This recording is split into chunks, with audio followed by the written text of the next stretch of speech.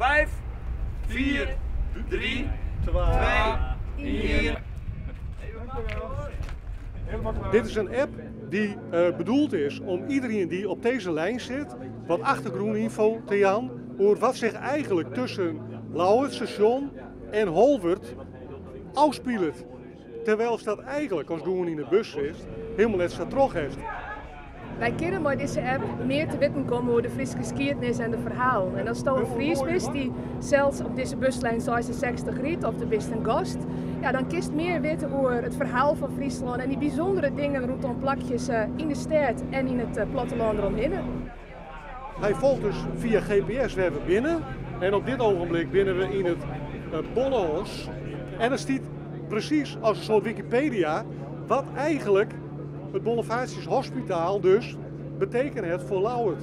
Het katholieke ziekenhuis werd in 1935 gebouwd aan de Troelsterweg in Leeuwarden. Het bijbehorende klooster werd tot 1992 door nonnen bewoond.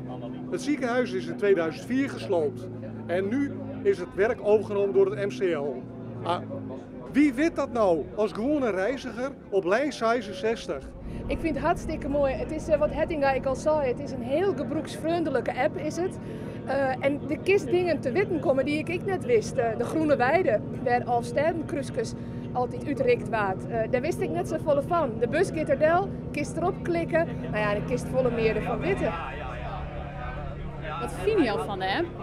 Nou, het is heel leuk natuurlijk dat je in de bus zit en je sjuggt naar buiten. En we zijn nu hier op het Troelstraweg en dan zie je in één keer dat er informatie komt over het Bonifatius Hospitaal.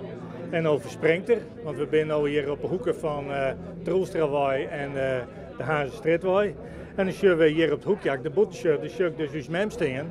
En ik zie hier op de app, kan ik erop klikken en ik krijg meteen informatie over uw mem. Nou, dat vind ik gewoon heel aardig.